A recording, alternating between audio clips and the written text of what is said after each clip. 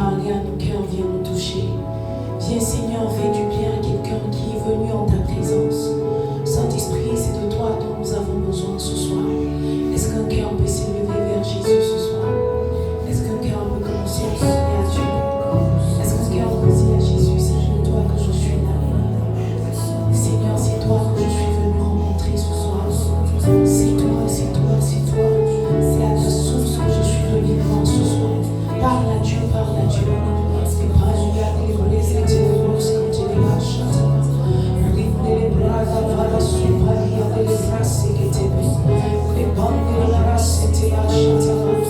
Élève la voix, parle à Dieu ce soir. Parle à des grosses qui te fassent parler. Rende les bras des grosses qui parlent à la grâce.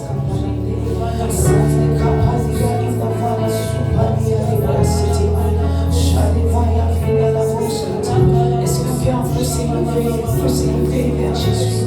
Parle à Dieu ce soir. Parle-lui ce soir. Parle-lui ce soir. Dis-lui, Seigneur, je suis venu t'adorer. Je suis venu te rencontrer. Seigneur, je ne suis pas venu comme partie d'édification. Moi, je suis venu te rencontrer. Moi, je suis venu te rencontrer. Moi, je suis venu te rencontrer. Moi, je suis venu te rencontrer. Alors ne passe pas sans me toucher. Élève à la bourse quand tu vas. Élève la foi, parle à Dieu ce soir. Parle à Dieu ce soir. L'église qui la porte, les bras, c'est pas les amis, la grâce quand tu vas. Les belles, les bourses qui parlent à la suite à faire. Parle à ton Dieu ce soir.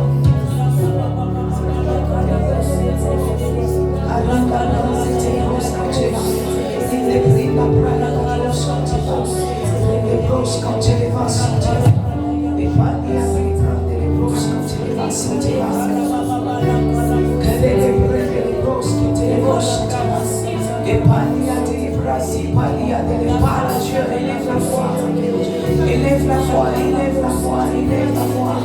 La Bible déclare partout dans son palais, tous s'écrit gloire, tous s'écrit gloire dans son palais. Et ce soir, nous voulons l'adorer, Seigneur, nous voulons t'adorer, nous voulons t'adorer, nous voulons t'adorer.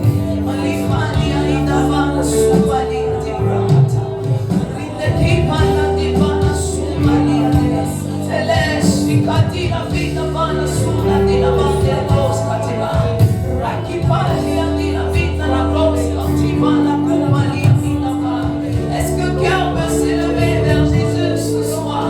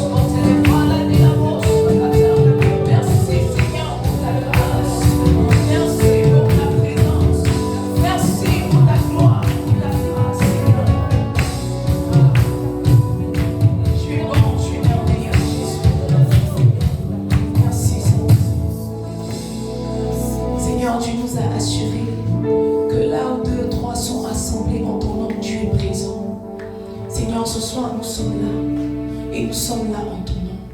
Seigneur, ne nous prive pas de ta face. Ne nous prive pas de ta présence. Seigneur, nous savons que tu es là. Mais ce que nous voulons ce soir, c'est te voir à l'œuvre dans nos cœurs. C'est te voir à l'œuvre dans nos vies. Viens et parle-nous. Viens et fais-nous du bien. Viens et sature l'atmosphère de ta présence. Que personne ne reparte tel qu'il est rentré. Que ta grâce ne nous fasse pas défaut. Merci Seigneur. Nous soumettons nos cœurs à ton autorité. Merci pour ta fidélité. Et dans le nom précieux de Jésus-Christ de Nazareth, nous avons prié.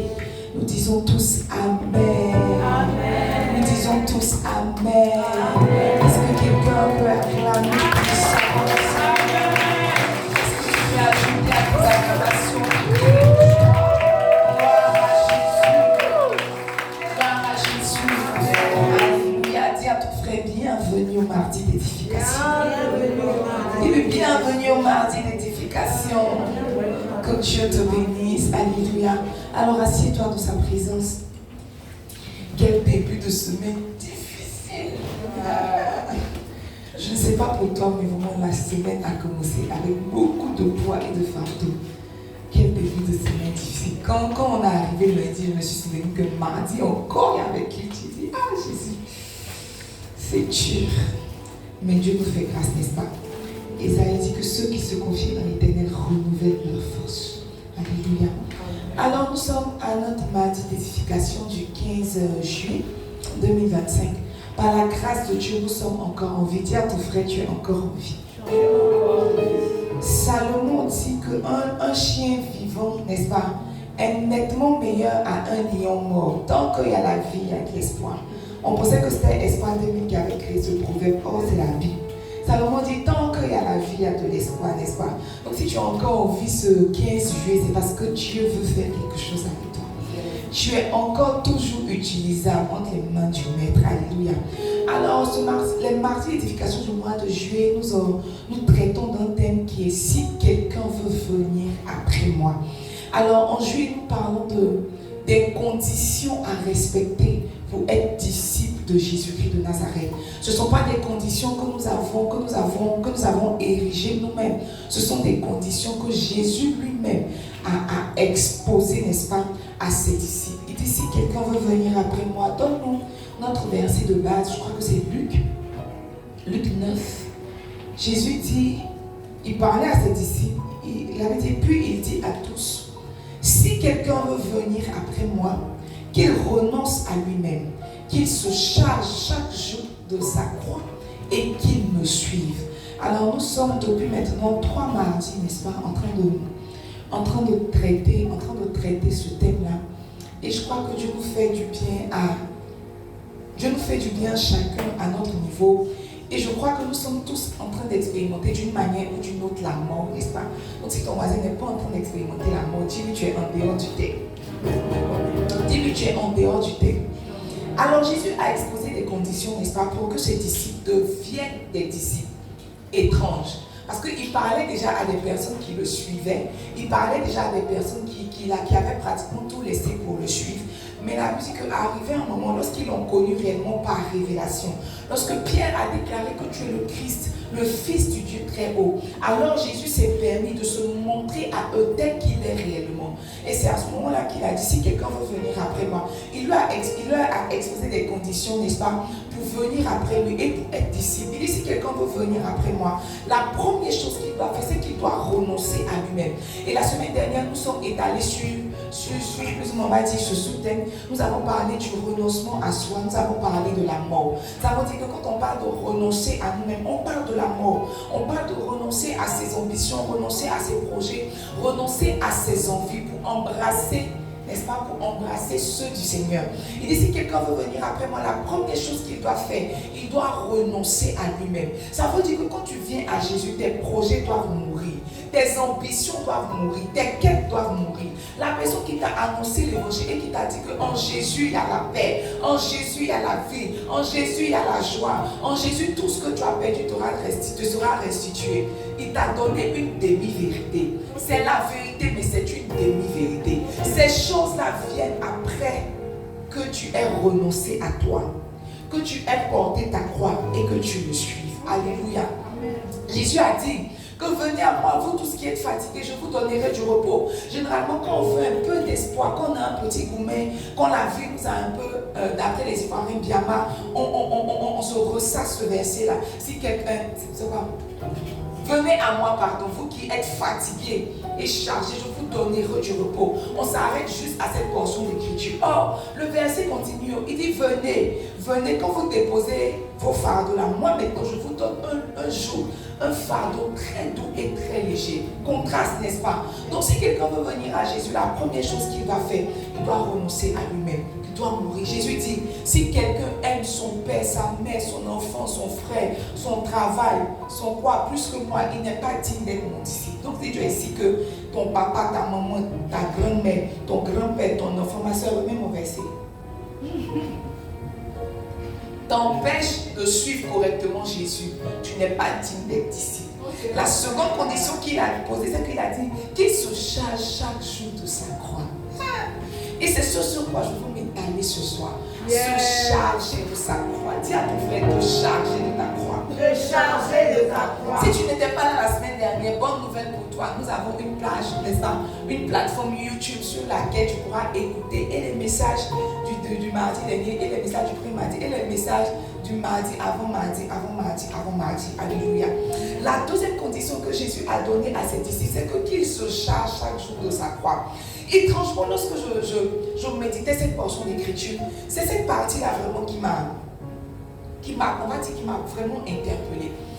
Deux petites phrases, n'est-ce pas? Deux petits jeux de mots m'ont interpellé. Il dit qu'il se charge chaque jour de sa croix.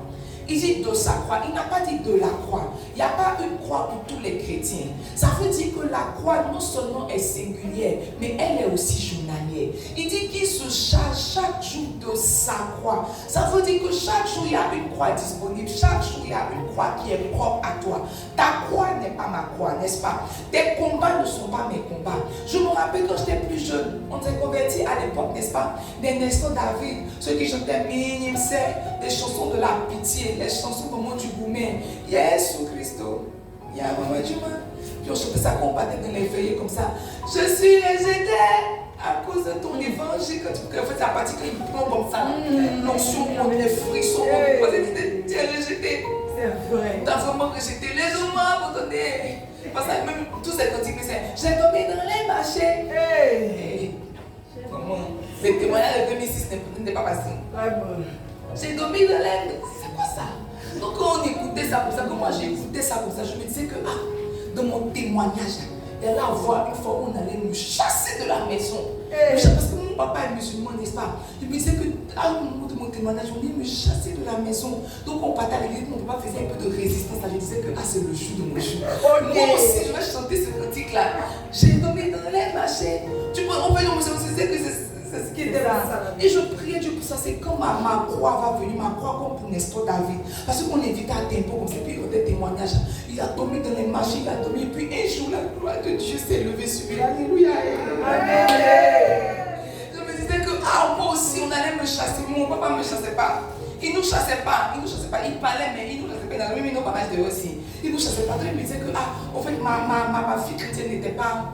Ça n'avait pas de saveur, ça n'avait pas de saveur. C'est que quand on allait m'inviter, une fois on allait me donner le micro là, quel témoignage j'allais donner? Et je suis bien partie à l'école. Moi, en tout cas, par la grâce de Dieu, j'ai fait un parcours sans faute. Et j'étais très brillante, je suis toujours brillante. Donc, quand quelqu'un partie de mon témoignage, j'allais rencontrer où j'étais affligée, que le Seigneur est rentré dans ma vie. Mais non, ma vie a fait boum. Il n'y a pas eu ça. Et je me disais que ma vie n'était pas palpitante, mais même que les gens rendaient leur témoignage, que moi que vous voyez là, j'ai fait la vie, j'ai fait les maquis. C'est pas nous on sautait les produits, mais aujourd'hui je nous ai attrapé. Moi, je suis plutôt par la porte, je suis par la porte. Jamais de clôture. Je ne suis jamais partie de Michel qui a soufflé dans ma tête. Vous pouvez dire, regarde mon témoignage est lisse. Et je me disais que ma vie chrétienne n'était pas. C'était sans savoir que chacun devait porter sa croix. La croix de Nestor David n'est pas ma croix. Peut-être que lui, sa croix, c'était tombé dans les marchés, mais ma croix, je suis que Nestor David ne pouvait pas porter ma croix. Ma croix était croix. Et je suis sûre que ta croix est quoi. Tu sais la raison pour laquelle tu exprimes ton problème à quelqu'un et qui ne comprend pas. Il se dit que c'est un petit truc. C'est parce que tu vois, chacun a sa croix. Ce que toi tu estimes être lourd jusqu'à que quelqu'un écoute et dit que ça là c'est rien. C'est rien pour lui parce que c'est pas sa croix. Mais c'est beaucoup pour toi parce que tu vois, c'est ta croix. C'est ta croix, c'est ta croix. Quand quelqu'un passe à vie, il pleure pour dire que oh, si je n'ai pas d'enfant, je vais me suicider. Je la regarde, je dis, mais moi, si je n'ai pas d'enfant, là, je vais vivre. Ça veut dire que ce n'est pas ma croix. Elle, c'est sa croix. Il dit qu'il se charge chaque jour de sa croix et qu'il me suive. J'ai compris à travers cette portion d'écriture que tu vois, la croix est singulière, mais la croix est aussi journalière. Chaque jour, il y a un lot de croix que tu dois porter. Chaque jour veut dire qu'il n'y a pas un moment de la vie où on dépose la croix et puis on avance. La croix, c'est jusqu'à ce que Jésus vienne nous chercher. C'est la croix. C'est la vie pour laquelle nous avons signé. Je ne sais pas que quand tu signais, on t'avait dit, c'est pour ça que tu vas à la mairie là. Toi, quand le gars lit là, tu n'écoutes pas. Toi, ce qui t'intéresse, c'est oui, ils vont faire bisous, vous allez partir manger. Il n'a qu'à faire que vous allez partir comme les photos. Mais tu vois, avant de signer, il te lit. Il te dit article 3, article 2, là, l'épouse, tu vois, tout ça là, ça t'intéresse pas. Tu dis que le P sur la maison qu'il a mis les trop frères. La DCS, elle a loué la chaîne. Ton esprit a été émoncé. En fait, il est en train de te donner les conditions relatives au mariage. Tu n'écoutes pas. Quelque temps plus tard que tu veux divorcer. On dit non, allez réfléchir 2 ans.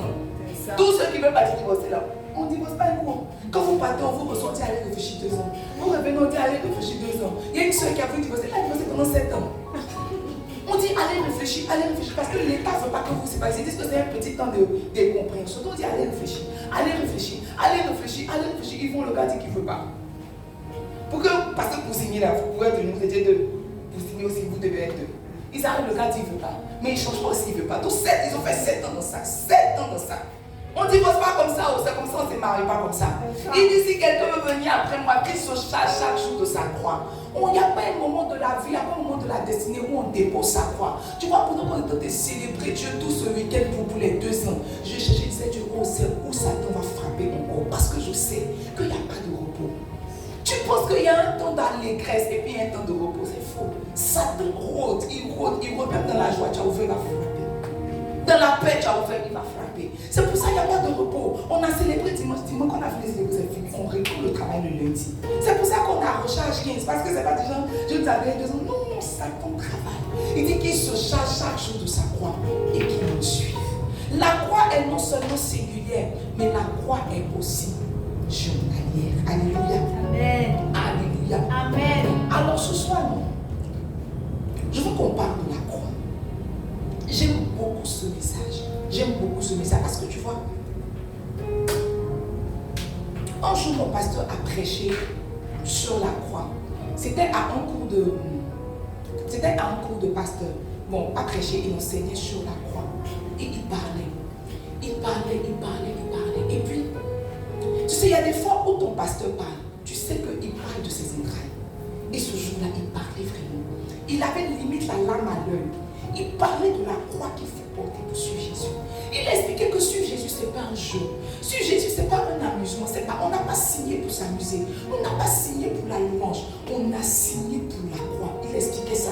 Vous voyez, pendant qu'il prêchait, il dit, moi-même que vous voyez, je suis malade. Mais tu vois, il avait fait 4 cultes. Après les 4 cultes, il a fait les réceptions. Il a fait l'église en ligne à 16h. Parce qu'à 16h, il fait le culte en ligne pour ceux qui ne sont pas à Abidjan. Après ça, il a fait les réceptions. Et puis maintenant, après ça, il est venu faire le cours de pasteur. Donc il a dit, il était malade là. Je l'ai regardé comme ça, et puis tu vois, il a soulevé sa manche. Puis il a regardé.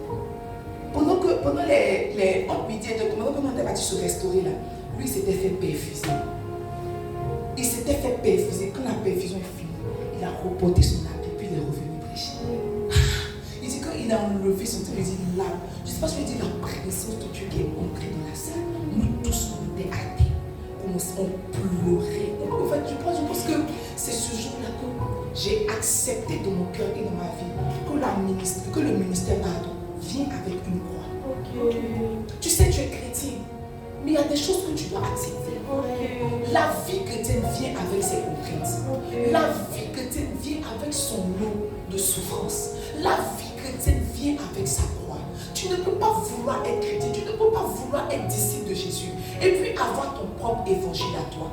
Cet évangile-là n'a pas raté Jésus. Jésus qui est le Fils de Dieu est passé à porter sa croix. Qui es-tu toi pour ne pas vouloir porter ta croix? Il dit les choses qu'on a fait au bois vert, on les fera aussi au bois sec. S'ils ont fait ça à notre maître, on nous fera ça.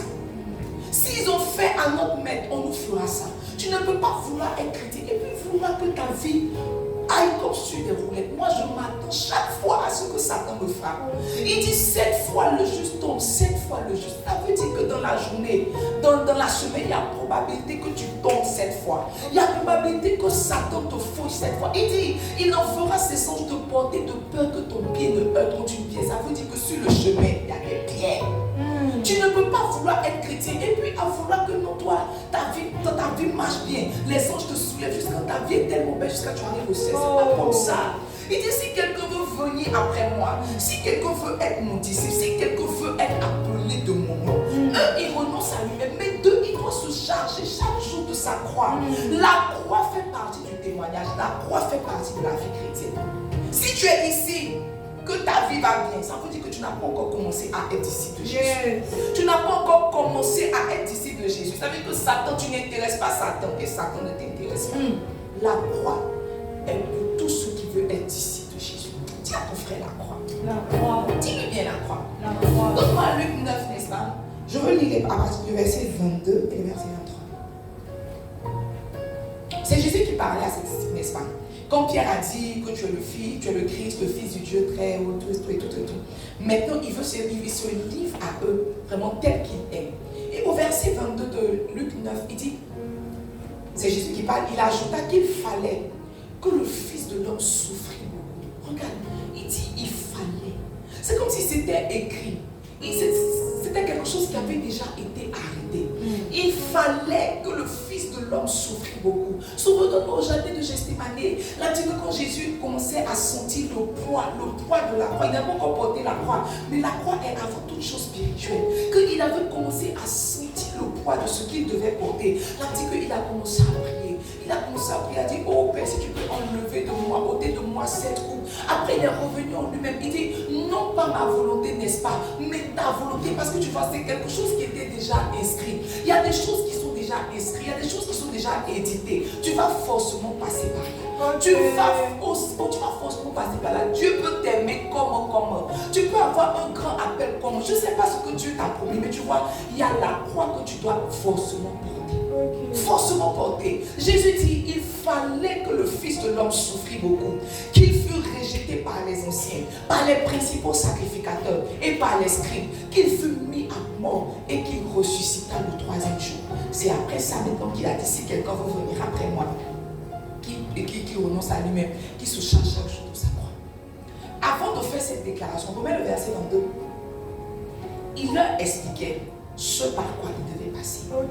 Quand Jésus parle de porter sa croix, il parle de ça. Il parle de souffrance. Il parle de perte. Il parle de sacrifice. Il dit il fallait que le Fils de l'homme souffrit beaucoup. Pas souffrir un peu, souffrit beaucoup. Il fallait que le Fils de l'homme soit rejeté par les anciens, par les principaux sacrificateurs. Il faut que le Fils de l'homme soit mis à mort et qu'il ressuscite. Quand je parle de croix, je parle de souffrance. Dis à ton frère souffrance. Dis-lui bien souffrance. Dis-lui bien souffrance. Voilà. C'était quelque chose qui était tellement étrange dans l'esprit de Pierre. Parce que tu vois, c'est lui qui a eu la révélation. Il dit, tu es le Christ, le Fils du Dieu très haut. Pierre ne pouvait pas comprendre, Pierre ne pouvait pas accepter que le Christ, le Fils du Dieu très haut, puisse passer par ces tribulations. Alors dans Matthieu, il dit que non, que cela ne t'arrive pas. Donne-moi Matthieu, s'il te plaît. Quand Jésus a fait la déclaration, Matthieu 16, verset 22, là, il dit que Pierre l'a pris à part et s'est mis à le reprendre. Quand il a fait la déclaration, il dit que le Fils de l'homme doit souffrir, le Fils de l'homme doit mourir, le Fils de l'homme doit passer par le rejet, par la mort, par la souffrance. Ça veut dire que Pierre l'a pris à part. Il a commencé à le reprendre. Ça veut dire quoi? Il a commencé à crier sur lui. Jésus, il ne faut pas dire ça. Il ne faut pas dire ça. Toi, tu es le Fils de Dieu. Pourquoi tu dis ça? Il ne faut pas dire ça. Il s'est mis à le reprendre et dit, à Dieu ne plaît, Seigneur, car cela ne t'arrivera pas. Pierre ne pouvait pas comprendre que comment le Fils de Dieu, quelqu'un que Dieu aime de tout son cœur, parce que tu vois, au baptême là, c'est pas quelqu'un qui a chanté c'est le ciel qui s'est ouvert et c'est Dieu qui a parlé, qui a dit que celui-ci est mon fils bien-aimé en qui j'ai mis toute mon affection. Pierre ne pouvait pas comprendre parce que tu vois, à la montagne de la transfiguration, quand ils ont vu Élie et Moïse, là dit qu'une voix s'est faite entendre pour dire que celui-ci est mon fils, écoutez-le. Donc Dieu a témoigné 2 fois, a attesté 2 fois que Jésus est son fils. Donc toi tu viens nous dire que toi tu dois passer par les souffrances, tu dois souffrir beaucoup, que tu dois être rejeté, que tu dois passer par les tribulations, on ne comprend pas. Pierre dit que non, à Dieu ne plaît, Seigneur, cela ne t'arrivera pas. Pardon, donne-moi le verset 23 de Matthieu 16. Jésus dit que arrière de moi Satan. Jésus s'est retourné, il a dit à Pierre, arrière de moi Satan, tu mets en scandale car tes pensées ne sont pas les pensées de Dieu, mais celles des hommes. Ça veut dire que toutes les fois où dans ton calcul tu n'as pas intégré la souffrance, c'est Satan qui te bâtit à Dieu. Okay. Il dit arrière de moi Satan, arrière de moi. Parce que tu vois, c'est déjà écrit que quand moi Jésus je viens sur la terre, je dois passer par les souffrances, Tu es chrétien mais tu n'intègres pas dans ton calendrier qu'il y a des moments où tu vas pleurer. Tu vas pleurer jusqu'à... Tu n'intègres pas dans ton calendrier que tu vas suer et que ta sueur va se transformer en grumeaux de sang. Tu n'intègres pas dans ton calendrier qu'il y a des fois où tu vas être sur la croix où tu vas crier Eli, Eli, Eli, Eli, lama sabachthani. Mon père, pourquoi m'as-tu abandonné? Il y a des moments dans ta vie chrétienne où tu vas crier à Dieu, où tu vas demander de l'aide. Dieu ne va pas descendre parce qu'il faut que tu passes par cela. Okay. Il dit, arrière de moi Satan, tes pensées ne sont pas de Dieu, ce sont des pensées des hommes. Toutes les fois où tu refuses de souffrir dans ta marche avec Jésus, c'est une pensée d'homme, ce n'est pas une pensée de Dieu. Okay. La souffrance fait partie intégrante de la vie chrétienne. Il faut que tu l'imprimes dans ton cœur, il faut que tu l'imprimes dans ton âme. La souffrance fait partie intégrante de la vie chrétienne. On va te chasser, on va t'insulter, ton foyer sera brisé, tes enfants seront malades. Tu vas faire église, peut-être qu'on a célébré Dieu pour 2 ans, peut-être qu'on va nous chasser, l'église va se casser, on va reprendre. Ça fait partie du chemin de Dieu, c'est pas Satan. Ça fait partie du chemin de Dieu. Bien souvent, pour accomplir son dessein, Dieu utilise Satan. Quand il voulait éprouver Job, quand il voulait faire sortir le meilleur de Job, il a laissé Satan faire. Il dit fais, mais ne touche pas à sa vie. C'est pas toujours Satan. Satan même est un instrument entre les mains de Dieu. Satan est un instrument entre les mains de Dieu. Satan est un instrument entre les mains de Dieu. Tu vois, si Pénina ne mortifiait pas Anne, elle n'allait jamais avoir Samuel. Jamais. Jamais. La Bible, tu vois, quand on lit un Samuel, peut-être que vous ne faites pas attention à cette portion de l'écriture. La Bible dit que Anne, que l'Éternel avait rendu stérile. Okay. Anne n'était pas que stérile, c'est l'Éternel qui avait rendu Anne stérile. La Bible dit que c'est l'Éternel qui avait rendu Rachel stérile. C'est Dieu qui avait rendu Rachel stérile. C'est Dieu qui faisait que Léa fécondait rapidement et que Rachel était stérile. C'est Dieu qui faisait toutes ces choses. Souvent il y a des petites situations par lesquelles tu passes et tu dis Satan, c'est pas Satan. Il faut que tu passes par là. Parce que tu vois, la croix est singulière. Là où moi j'ai ri, toi tu vas pleurer. Et là où moi j'ai pleuré, toi tu vas rire. Peut-être que moi je suis partie à l'école, j'ai fait un parcours sans faute, mais j'ai pas eu du mal aussi à avoir du travail. Peut-être que moi mon parcours était moins trop. Peut-être que toi, à l'école, ça n'en est pas. Pour avoir du travail, ça ne va pas. Pour te marier, ça ne va pas. Pour faire enfant, ça ne va pas. Tu vois, c'est ta part. C'est ta part. Dis à ton frère, c'est ta part. C'est ta part. Dis-le bien, c'est ta part. C'est ta part. Quand je parle de croix, je parle de souffrance. Regarde. La vie chrétienne fait mal. Ok. Suivre Jésus fait mal. Suivre Jésus fait mal. Suivre Jésus fait mal. Parce que tu vois, Jésus tue. Jésus appuie. Jésus presse. Suivre Jésus fait extrêmement mal. Extrêmement mal. Et tu vois, ce qui est étrange, c'est que Jésus n'a jamais vendu de rêve à quelqu'un. Jamais. Chaque fois, il exposait ses desseins. Quand il a rencontré Paul, quand il a rencontré Saul de Tarse, il a dit à Ananias, donne-moi Acte 9, je crois. Il dit que cet homme-là est un instrument entre les mains, n'est-ce pas? Mais le Seigneur lui dit, va, car cet homme est un instrument que j'ai choisi pour porter mon nom devant les nations, devant les rois et devant les fils d'Israël. Verset 16. Il dit, et je lui montrerai tout ce qu'il doit souffrir pour mon nom. Jésus n'a jamais caché son projet aux gens. C'est toi qui ne veux pas comprendre que dans la vie chrétienne, il y a la souffrance. Okay. Sinon, quand Siméon, c'est ça non? Siméon. C'est Siméon. Lui qui a attrapé Jésus quand il est né. Siméon.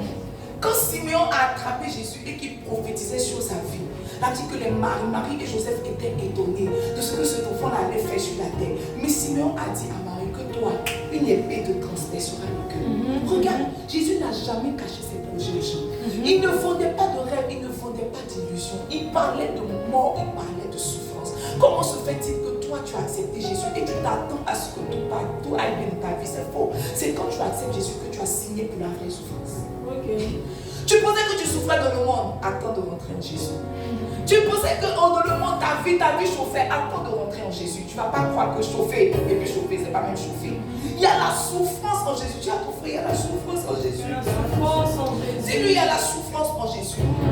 Quand je parle de quoi, je parle de toutes les souffrances qu'on doit endurer sur le chemin de notre destinée. Pour qu'un homme atteigne sa destinée, il faut beaucoup. Faut beaucoup. Tu sais, je prie le Seigneur. En fait, je prie pour la grâce d'achever ma course. Moi, ça fait 2 mois ma voiture est rayée. Je n'ai jamais prié pour dire arrange ma voiture. Mais s'il y a une prière qui ne me manque pas dans mes lèvres, c'est fais-moi la grâce d'achever ma course. Parce que tu vois, pour qu'un homme accomplisse ta destinée, il faut beaucoup. Il y a beaucoup de choses que Satan met sur ton chemin pour que tu n'atteignes pas le but. Il y a beaucoup de choses qui rentrent en ligne de compte pour que tu atteignes ta destinée. Beaucoup de choses. Quand je parle de souffrance, je parle de tout ce qu'un homme doit endurer en vue de l'accomplissement de sa destinée. Jésus a été notre modèle parfait pour atteindre la croix, mourir et ressusciter. Regardez ce par quoi il est passé.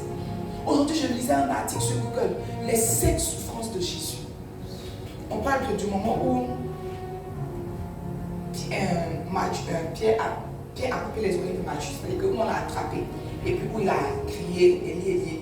Ils ont cité 7 souffrances de Jésus. Mon vieux, ils ont cité Marie, ils ont mis des images. Tu te rends compte que, quand Jésus te dit il t'aime là, tu n'as pas le droit de douter de son amour. Parce que si tu ne l'aimes pas, tu ne peux pas faire ça.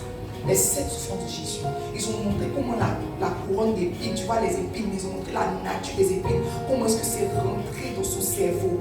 Ils ont montré comment est-ce qu'ils ont percé l'eau. Ils ont montré les 7 souffrances. Moi, j'ai dit que ouais, toi tu m'as aimé le premier. Les fois où j'ai dit que je ne me sens pas aimé, là c'était la folie. Je me sens aimé et très aimé.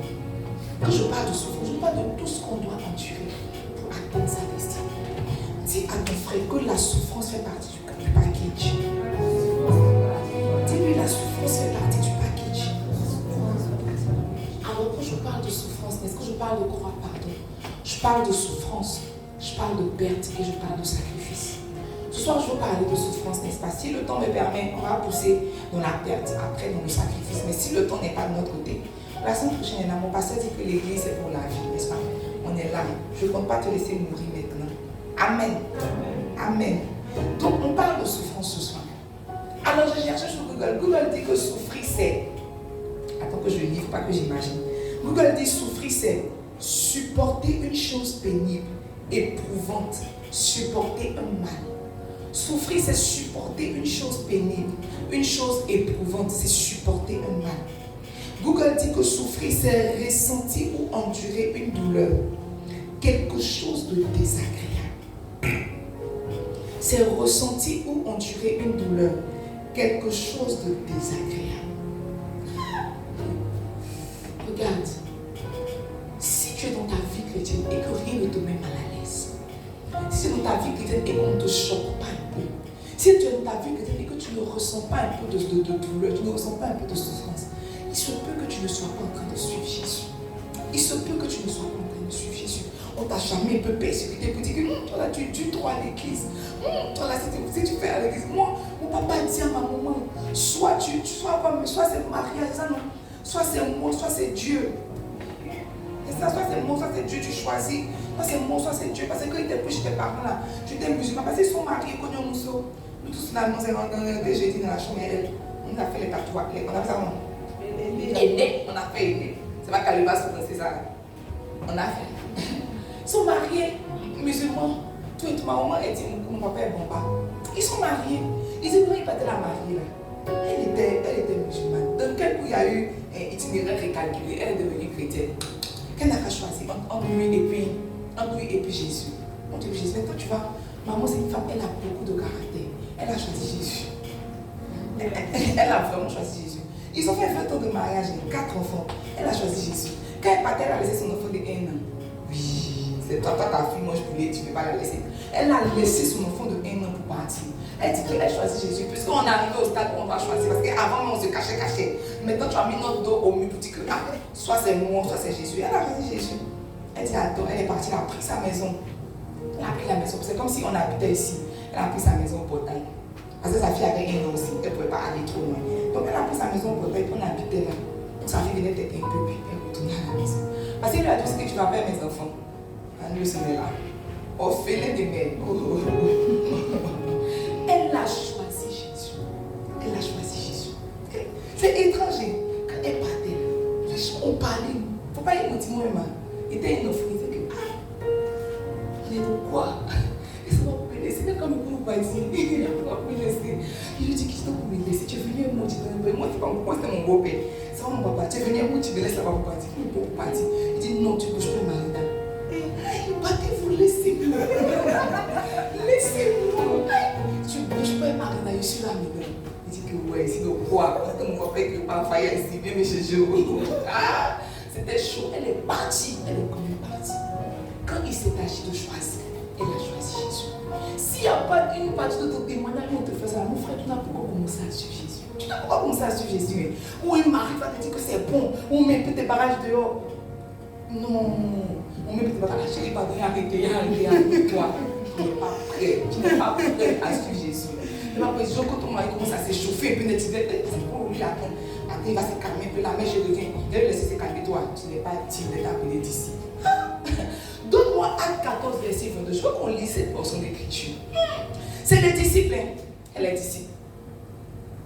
Elle dit, fortifiant l'esprit des disciples, les exhortant à persévérer dans la foi et disant que c'est par beaucoup de tribulations qu'il nous faut entrer dans le royaume des cieux. C'est par beaucoup de tribulations qu'il nous faut entrer dans le royaume des cieux. Les disciples n'étaient pas commencé un peu ébranlés, n'est-ce pas? Ils ont dit que regarde, fortifiez-vous. Fortifiez-vous, persévérez dans la foi, parce que ce que vous ne savez pas, c'est que c'est pas beaucoup de tribulations qu'il nous faut entrer dans le royaume de Dieu. J'ai dit que tous ceux qui aiment la paix ne peuvent pas aller au ciel. Tous ceux qui n'aiment pas, qui aiment, tous ceux qui savent bien maintenir un climat de paix ne peuvent pas aller au ciel. Ils ne peuvent pas, ils ne peuvent pas. Jésus s'appelle le prince de paix, n'est-ce pas? Quand il partait, il dit je vous donne ma paix. Il a précisé, il dit non pas comme le monde la donne. Ça veut dire que la paix de Dieu est différente de la paix du monde, n'est-ce pas? Parce que toi, la paix du monde, c'est quand tu es en bonne relation avec tout le monde. La paix de Dieu, c'est pas ça. La paix de Dieu, c'est quand même quand il y a animosité, ton cœur est dans la paix. C'est pas même paix. C'est pas même paix. C'est pas même paix. Le prince de paix, il est venu pour apporter la division entre la belle-mère et la belle-fille. Entre le père et la mère, entre la mère et la fille, entre l'époux et l'épouse. Le prince de paix dit qu'il est venu emmener la division. Regarde, c'est par beaucoup de tribulations qu'il nous faut entrer dans le royaume des cieux. Beaucoup de tribulations qu'il nous faut entrer dans le royaume des cieux. Mes amis, mes amis, mes amis. Ce soir, je partage avec toi quelques raisons pour lesquelles Jésus nous fait passer par la souffrance. Quelques raisons pour lesquelles Jésus nous fait passer par la souffrance. Donne-moi 2 Corinthiens 11.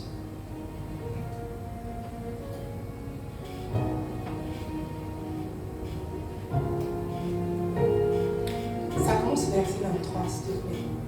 2 Corinthiens 11, verset 23. C'est l'apôtre Paul qui parle, pardon. Voyez, dans Acte 9, Jésus a dit plus ou moins à Ananias qu'il va montrer à l'apôtre Paul tout ce qu'il doit souffrir pour son nom.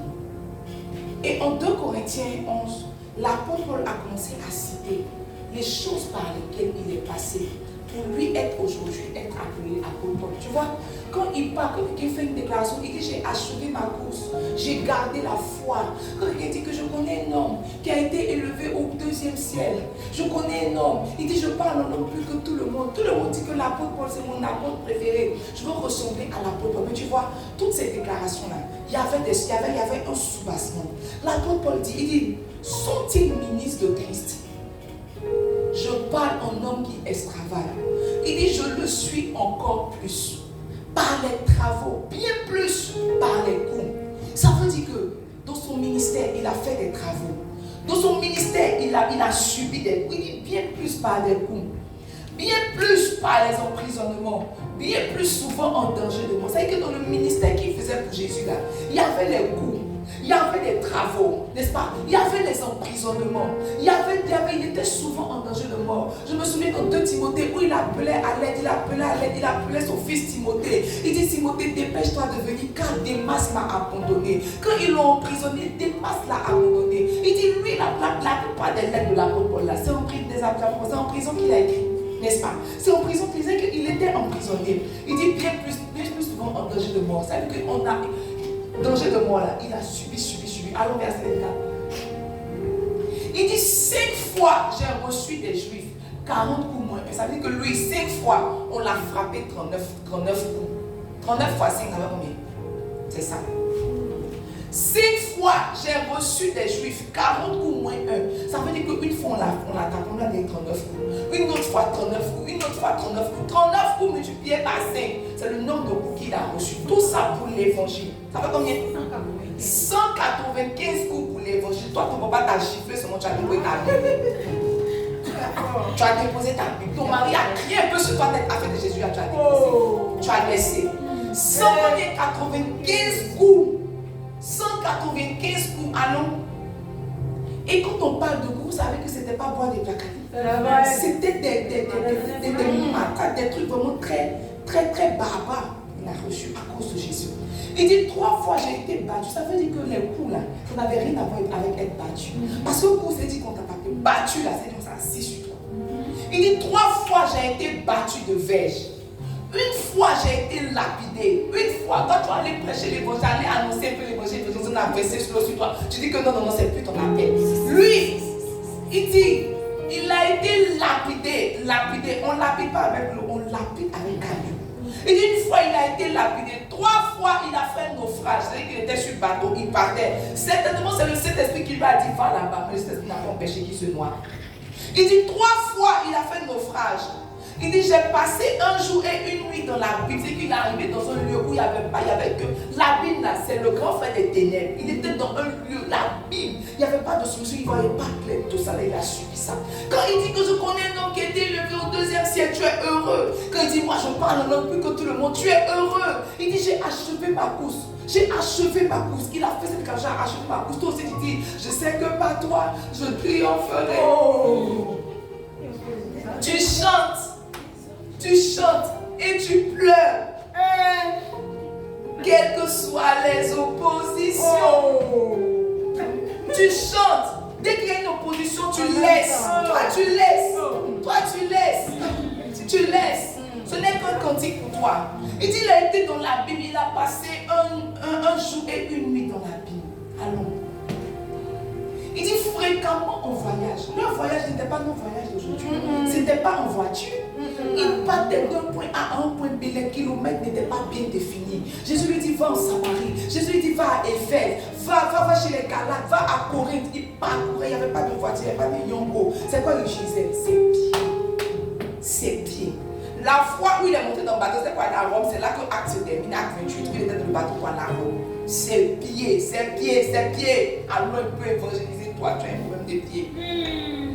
Fréquemment en voyage, il dit j'ai été en péril sur les fleuves, en péril de la part des brigands, en péril de la part de ceux de ma nation, en péril de la part des païens, en péril dans les villes, en péril dans les déserts, en péril sur les mers, en péril parmi les faux frères. Lui, toute sa vie là, il a été en péril. Allons, verset 27. J'ai été dans le travail et dans la peine. Ça veut dire qu'il a travaillé, il a souffert. Il a travaillé, il a souffert. Il dit exposé à de nombreuses veilles. Il veillait.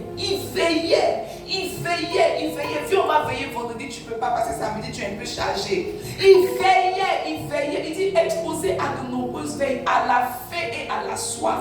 Il y a des fois dans son ministère où il avait faim. Il y a des fois dans son ministère où il avait soif. Il n'avait pas de quoi manger. Pourtant, il était quand même appelé. C'est lui, tu sais. Nous tous on a été appelés en songe, mais lui pour être appelé là, il a rencontré Jésus sur le chemin de Damas. Lui, une lumière a jailli dans ses yeux. Lui, sa manière de rencontrer Jésus, tu ne peux pas croire que Jésus peut lui faire vivre ça. Tu ne peux pas croire. Il a rencontré Jésus de manière extraordinaire. de manière extraordinaire. Il dit, il y a des fois dans son ministère où il a eu faim, où il a eu soif. Il y a des fois où il a jeûné, des jeûnes multipliés. On dit on a en recharge. Il dit, mais on a jeûné 21 jours en janvier. Il dit, des jeûnes multipliés. Des jeûnes multipliés. Toi, Dieu ne peut pas pousser un peu loin avec toi. Si tu as fait 3 jours, il va te dire que à pousser un peu. Tu dis non. Tu m'as dit 3 jours. Tu m'as dit 3 jours. Le bishop allait rendre des témoignages. Il dit qu'il était en train de jeûner. Il était en train de jeûner et il a dit à sa belle-mère de faire check pour descendre. Il dit que quand tu es jeune, tu as décidé de repas. Sa belle-mère a dit, c'est lui la dame. Il dit que c'est le check de sa belle-mère. Il voulait manger pour descendre. Il a dit à sa belle-mère, il faut faire mon check. Elle a fait le check, tout. Il passe les chemins, ils ont livré tout. Il dit, quand le soir, il voulait rendre grâce, il dit merci à Jésus. Pour ces 3 jours de jeûne, Jésus lui a dit, monte encore 21 jours. C'est pas Jésus qui m'aime. Des fois, on est parti à Espace Réveil, n'est-ce pas? On est parti à Espace Réveil. J'étais assise en face de lui, je lui ai envoyé un message, je lui ai dit, Bishop Tim, il est dans 90 jours de jeûne. Il était comme ça, il est comme ça, il est comme ça. Il est comme ça, il m'a dit, Bishop Tim. Vous voyez 90 jours de jeûne. On t'a évidemment des leçons de 21 jours. Il dit des jeunes, monsieur, mais toi, Dieu ne peut pas pousser avec toi. Même s'il a essayé, mais il sait va t'emporter, il sait va t'emporter. Il y a des gens qu'on a hospitalisés à cause de manger. On a hospitalisés à cause de manger. Il dit, j'ai été exposé à la faim, à la soif, à des jeûnes multipliés. Il dit, au froid et à la nudité. Ça veut dire qu'il parlait au moment de son ministère, on l'a mis nu. Au froid et à la nudité, on l'a exposé, tout le monde a vu sa nudité. On l'a vu. Il dit au froid et à la nudité. On l'a tellement humilié qu'il était comme ça nu, on le regardait. La peau pour le camp à peau. Tu vois, quand on nous dit que dans les 12, il y a un siège parmi les 12, c'est pas un fait. Ça veut dire que tu vois au ciel là, le poids de tes souffrances est égal au poids de tes galons. Quand tu n'as pas souffert sur la tête, tu n'as pas droit au galon. Tu n'as pas droit au galon. Matthias n'a pas de trône au ciel. On l'a appelé pour remplacer Jésus. Il était pour remplacer Judas. Dès que c'est la comptabilité qu'il devait faire. Mais lui qu'on a pris pour remplacer Judas spirituellement, c'était pour la Bible dit qu'il a un trône. Les 12 là, il a son trône là-bas. Il a son trône pourquoi? Parce qu'il y a des moments où il a été exposé à la nudité. On l'a vu nu à cause de Jésus. Nu à cause de Jésus. Nu à cause de Jésus. Est-ce que Jésus peut pousser un peu avec toi? Quand il te voit, tu es trop fragile, il sait qu'il va t'attraper. Mais s'il a essayé, toi tu vas laisser ça. Toi tu vas le laisser. Dans le verset 28, il dit, et sans parler d'autres choses. Il dit, il y a d'autres choses qu'il ne dit pas. Il y a d'autres choses qu'il ne dit pas. Il dit, sans parler d'autres choses, il dit, je suis assiégé chaque jour par les soucis que me donnent toutes les églises. Ça veut dire qu'en plus de ça, les fidèles maintenant, les sorciers, ça associe maintenant. Toujours les fidèles, il y a toujours un fidèle. Et lui n'avait pas une église, pas tous les livres qu'on lit, Romains, Corinthiens, Éphésiens, Galates, là, tout ça, ce sont les églises qu'il a ouvertes. Il dit, sans compter les soucis que me donnent toutes les églises. Il y a soucis dans l'église, il y a AVC dans l'église. Dans le verset 29, il est fatigué de faire l'évangile. Il dit, qui est faible, que je ne sois faible. Qui vient à tomber, que je me brûle. Regarde, tu sais, si tu n'as pas souffert, où on est en train de vivre là, toi, tu n'as pas de galon au ciel. Il y a une tata qui, quand on taquinait, quand on était jeune, elle disait qu'elle veut juste arriver au ciel. Elle veut juste arriver. Elle veut, si elle est au portail, elle veut juste arriver. Tu vois, c'est une mauvaise manière de penser. C'est une mauvaise. Parce que tu vois, on se bat pour avoir des trônes. On se bat pour avoir des maisons marbrées. On se bat parce que tu vois, tu ne peux pas être pauvre sur la tête. Tu vas encore être pauvre au ciel. Pourquoi? Ici, tu dormais dans le studio. Là-bas, tu as dormi dans le studio. Pourquoi? Pourquoi? Il a un trône au ciel à cause des souffrances qu'il a. Tu sais, tu n'as pas de souffrance, tu n'as pas de galon. Regarde, mais ce qui fait la différence entre colonel et puis sergent, c'est quoi? C'est le poids de la souffrance, c'est le poids de la formation. Quand un militaire s'arrête et puis il siffle, qui t'arrête là. Même si c'est ton petit frère, tu vas t'arrêter. Pourquoi? À cause du costume. Mais le costume là, on n'a pas cousu ça sur les yeux. Il est parti à Zambako. Ils ont rasé sa tête. On l'a humilié, il a souffert. Maintenant, il est sorti. Maintenant, il est sorti militaire. Quand il siffle là, tu t'arrêtes. En fonction de tes souffrances. C'est en fonction de ça que tu as les galons. Les pleureurs n'ont pas leur part dans ce qu'on aurait faire. Okay. Les faibles d'esprit n'ont pas leur part dans ce qu'on. Les personnes trop émotionnelles n'ont pas leur part dans ce qu'on aurait faire. Parce que tu vois, le truc de quel. Je sais pas ce dont quoi les se mettre, c'est un point de souffrance. On est là pour souffrir. On est là, il n'y a aucun moment où il a dit que bon, comme c'est comme ça, je vais le laisser jamais. Parce que tu vois, quand la Bible présente l'apôtre Paul là, c'était quelqu'un de très éduqué. Il a dit qu'il avait un siège dans le Sanhédrin, il avait un siège, c'était pas un petit. C'est pour ça qu'il a dit que les choses qui étaient pour moi comme tu vois un honneur, je les ai regardées comme de la boue. Pourquoi? À cause de l'excellence de la connaissance de Christ. Ce n'était pas un pauvre qui parlait, c'est quelqu'un qui était instruit, c'est quelqu'un, parce que tu vois, pour écrire toutes ces lettres-là, regardez comment il formule les phrases. C'est qu'il était éduqué. Pierre, celui qui en a battu l'église, il a combien de livres? Un pierre, deux pierres. C'est tout ce qu'il a. Un pierre, deux pierres. Maintenant, regardez un pierre, deux pierres. Tu sais que c'est quelqu'un qui n'est pas trop. C'est ça, il était pécheur. Mais regardez l'excellence de ces révélations. L'excellence de cette, tu vois, il a mis toutes ces choses-là, il a mis à côté. Maintenant, il a porté la croix de Christ. Il a porté la croix de Christ. Maintenant, il fait une déclaration. Il dit, j'ai combattu le bon combat. J'ai achevé ma course. Maintenant, toi tu chantes, je sais que par toi, tu chantes quoi? Tu sais pas. On veut te secouer un peu, mais tu peux pas. On peut te secouer un peu, mais tu es laissé. Jésus, tu es gâté. Jésus, tu es gâté. Il t'a donné ma vie, tu es gâté. J'ai constaté que depuis qu'il t'a donné ma vie, là, les choses commencent à se corser. Tu ne savais pas où tu venais. Tu ne savais pas où tu venais. Bienvenue au royaume de la souffrance. Bienvenue au royaume de la souffrance. Dis-le, bienvenue au royaume de la souffrance. C'est à la croix que Jésus a dit tout est accompli. C'est nulle part ailleurs, c'est à la croix. C'est quand tu es sur la croix maintenant que tu peux dire tout est accompli. Tant que tu n'es pas encore sur la croix, tu ne peux pas dire tout est accompli. Quand tu es là, tu n'as encore rien accompli. Après, tu as donné de l'argent, on t'a chassé un peu, mais tu es revenu. C'est ça qui fait ton témoignage. Quand tu es là, je veux un témoignage, Jésus, pour nous, de toute façon, on a attrapé Jésus. Tu as attrapé qui? Tu as même pourquoi attraper ça? On ne peut pas commencer. C'est la même pourquoi commencer. Quand Satan a oppressé une fois Job, il est reparti vers Dieu. Tu dis, oppresse encore 2 fois.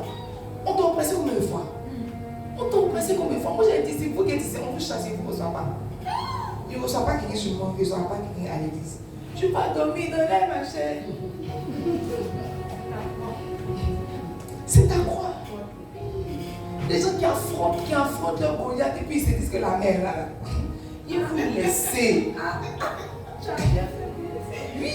Tu vois, parce qu'il y a ça, maintenant tu vas l'affronter tes parents. Ici là, il ferme la porte. Nous, la mère vient rester de quelqu'un. Va vivre dans la rue, va faire comme l'apôtre Paul. Souvent dans le froid. Souvent dans le froid.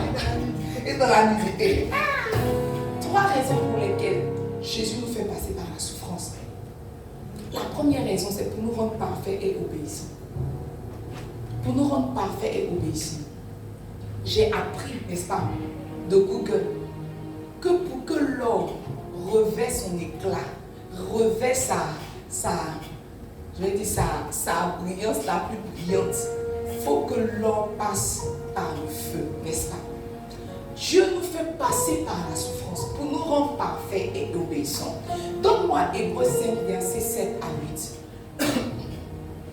La Bible dit, c'est lui qui, dans les jours de sa chair, on parle de Jésus, ayant présenté avec de grands cris et avec larmes, des prières et des supplications à celui qui pouvait le sauver de la mort, et ayant été exaucé à cause de sa piété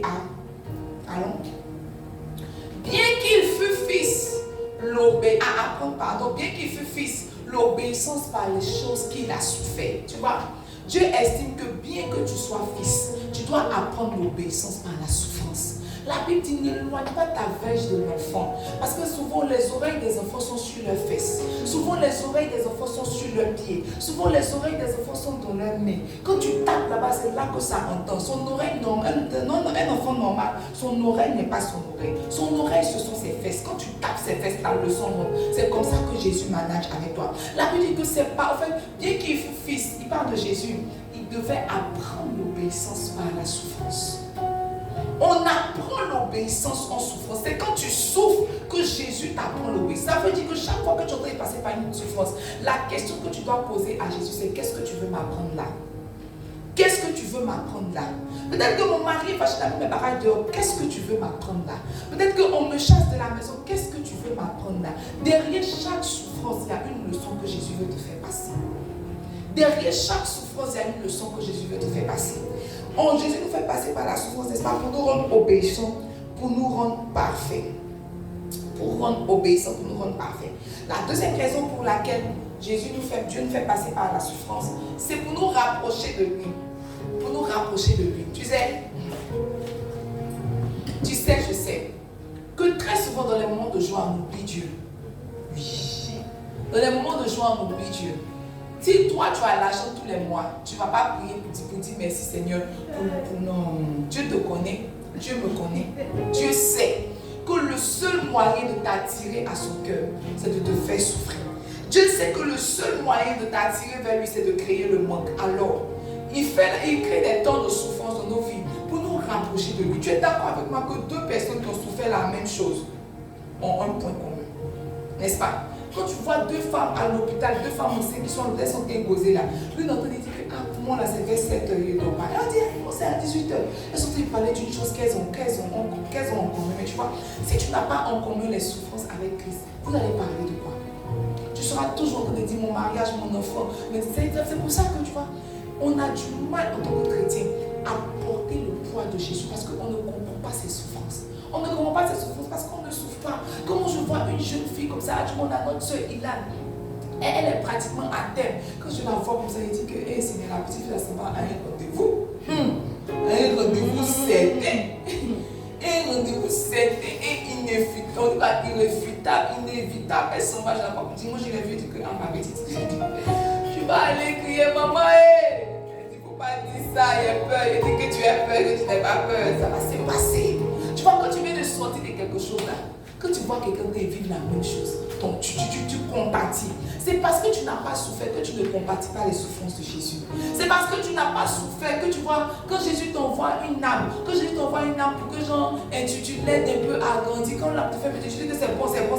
C'est parce que ton sang n'est pas versé pour l'âme. C'est parce qu'on n'a pas baissé ton côté pour l'âme que ton cœur ne bat pas quand l'âme ne vient pas. C'est la raison pour laquelle Jésus te fait passer par les souffrances pour que tu sentes ce qu'il a senti. Afin que quand tu rentres dans sa présence, il te dit que oh, on a passé mon côté. Tu dis que toi c'était le droit, moi c'est le gauche.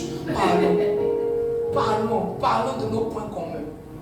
Jésus nous fait passer par la souffrance. 1, pour nous rendre obéissants. 2, pour nous faire avoir des choses communes à nous, pour nous rapprocher de lui. Et 3, pour nous rendre un. Donne-moi Ésaïe 53, verset 10. Pour nous rendre un. Il a plu à l'Éternel de le briser par la souffrance. Il a plu à Dieu de briser Jésus par la souffrance. Et toi? Il a plu à l'Éternel de le briser par la souffrance. Ça veut dire que chaque fois qu'il y a souffrance, Dieu veut te briser. Dieu veut casser un raisonnement en toi. Dieu veut briser une forme d'orgueil que tu as dans ton cœur. Chaque fois qu'il y a souffrance, Dieu te brise. Après avoir livré sa vie en sacrifice pour le péché, il fera une postérité et prolongera ses jours. Et l'œuvre de l'Éternel prospérera entre ses mains. Tant que Dieu ne t'a pas brisé, l'œuvre de Dieu ne peut pas prospérer entre tes mains. C'est la raison pour laquelle tu seras brisé, tu seras cassé. Tu seras brisé, tu seras cassé. Tu seras brisé, tu seras cassé. Je ne connais personne qui a un appel sur sa vie que Dieu ne brise pas. Dieu va te briser à tous les niveaux. Il va commencer par toi, ton cœur. Il va rentrer dans ton foyer. Il va rentrer dans ta maison. Il va passer par tous les compartiments de ta vie. Il a fini de te briser. Maintenant, il peut laisser l'œuvre prospérer dans tes mains. La troisième raison pour laquelle Dieu nous fait passer par la souffrance, c'est de nous briser. Alléluia. La souffrance rend humble. La souffrance rend humble. J'ai vu avec des chrétiens, et je vois ça dernièrement, avec des chrétiens, comment être pasteur, c'est pas facile. Être pasteur, c'est pas facile. J'ai une fidèle là, que ça moussait au début pour elle comme ça là. Elle me prenait de haut.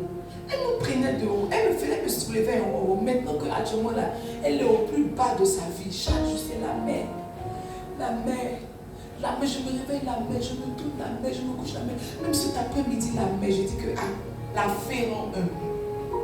La souffrance rend humble. La raison pour laquelle Dieu te fait passer par la souffrance, c'est pour te rendre humble. Parce que tu vois, que tu le veux, que tu ne le veux pas, la main qui demande est en bas. La main qui demande est en bas. Même si toi tu es haut, même si toi tu as 2 mètres, mais quand tu es demandé, ta main de 2 mètres là va venir en bas pour dominer. Pour dominer. Dieu nous fait passer par la souffrance pour nous rendre humbles. Alléluia. Alléluia. Dis à ton frère, accepte de souffrir. Et dis, accepte de souffrir. Alors ce soir, je compris. Il est 21h. Je compris. Je compris. Je compris. La semaine prochaine, nous allons voir la perte et le sacrifice. Mais je veux compris ce soir. Je veux que tu pries le Seigneur. Je veux que tu dises, Seigneur, je comprends maintenant que la souffrance fait partie du package. La souffrance fait partie du lot, n'est-ce pas? La souffrance fait partie du disciple-là. Alors ce soir, je veux accepter mon lot de souffrance. Ce soir, je décide de porter ma croix et de la porter chaque jour. Que la croix que tu as prévue pour moi, Seigneur, tu me donnes, tu me mets à la portée. Que je puisse porter ma croix. Que je porte ma croix, Seigneur. Que je porte ma croix. Est-ce que quelqu'un peut parler à Jésus ce soir? Parle à Dieu. Dis, Seigneur, je comprends que la souffrance fait partie de l'équation. Seigneur, je ne comprenais pas chaque fois que je passais par les temps difficiles. Je me demandais où est mon Dieu. Je disais, pourquoi m'as-tu abandonné? Sans savoir que marcher à ta suite, c'est signer pour la souffrance. Marcher à ta suite, c'est signer, Seigneur, pour être mal à l'aise. C'est signer pour être criblé. C'est signer pour être pressé. Seigneur, ce soir, j'accepte de marcher à ta suite. J'accepte, Seigneur, de porter ma croix et de te suivre. Est-ce que tu peux parler à Jésus ce soir? Parle à Jésus ce soir. Dis-lui, Seigneur, je veux porter ma croix, Seigneur, et je veux te suivre. Je veux la porter chaque jour. Je veux la porter chaque jour. Je veux la porter chaque jour. Je veux la porter chaque jour. Certainement, la croix de la mort ne sera pas la mienne. Mais Seigneur, quel que soit le poids de ma croix, quelle que soit sa nature, quelle que soit sa couleur, je veux la porter dignement. Je veux la porter aisément. Parce qu'il y a une promesse qui est rattachée à la croix. Tu as dit que ton joug est léger et que ton fardeau est doux. Ton joug est léger et que ton fardeau est lourd. Alors je veux porter ma croix, comptant sur ta grâce, comptant sur ta grâce, comptant sur ta grâce, comptant sur ta grâce, comptant sur ta grâce, comptant sur ta grâce. Jésus a dit à Pierre, tu penses que je ne peux pas parler à mon Père et il enverra une légion d'anges me secourir, mais il faut que je passe par là. Seigneur, donne-moi d'accepter les situations de ma vie. Donne-moi d'accepter, Seigneur, la souffrance de ma vie. Donne-moi de comprendre que je dois passer par là, que je dois passer par là, que je dois passer par là pour être fait, pour être façonné, pour être à ton image, Seigneur, pour être comme tu le désires. Seigneur, ce soir, je dis oui à la souffrance. Je dis oui à tes méthodes. Je dis oui à tes manières. Seigneur, je ne veux pas venir inventer mon évangile. Je ne veux pas te suivre avec mes propres règles. Seigneur, je dis oui à tes manières. Je dis oui à ton évangile. Je dis oui à la croix ce soir. Laisse-moi porter ma croix, Seigneur. Laisse-moi la porter dignement. Et parce que tu n'as pas porté ta croix seule, je crois que, Seigneur, Simon de Cyrène est sur mon chemin. Parce que tu n'as pas porté ta croix seule, je crois, Seigneur, que Simon de Cyrène est sur mon chemin et que tu m'aideras à y arriver. Que tu m'aideras à y arriver. Ce soir, je dis oui, je dis oui, je dis oui à la souffrance. Je dis oui à la croix. Si cela fait partie du package, si cela est la condition pour te suivre et être mon disciple, moi je dis oui ce soir.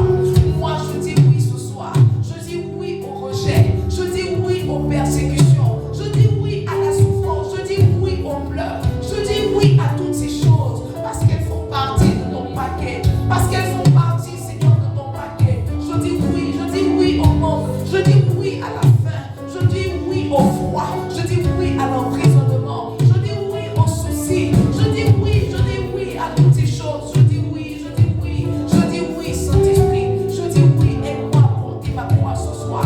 Fais-moi la grâce de porter ma croix. Fais-moi la grâce de porter ma croix. Fais-moi la grâce de porter ma croix. Seigneur, si le poids des souffrances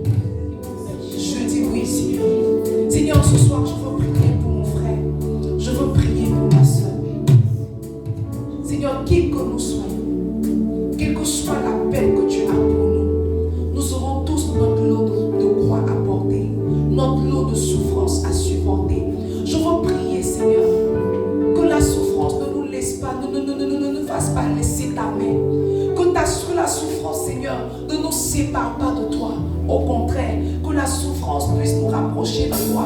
Que la croix, Seigneur, puisse nous donner accès à ta présence. Je prie pour mon frère, je prie pour ma soeur, que tu lui donnes un esprit de force, que tu relâches la force dans sa vie. Seigneur, que la capacité de porter sa croix lui soit donnée et qu'il avance sur le chemin de sa destinée. Dans le nom de Jésus-Christ de Nazareth, nous disons Amen. Alléluia. Alléluia. Alors tu vas prendre une offrande et tu vas venir semer sur ce message. Tu vas dire, Seigneur, je veux prendre cette offrande comme point de contact et je veux dire oui, Seigneur, à ta souffrance. Alors tu peux faire ton offrande.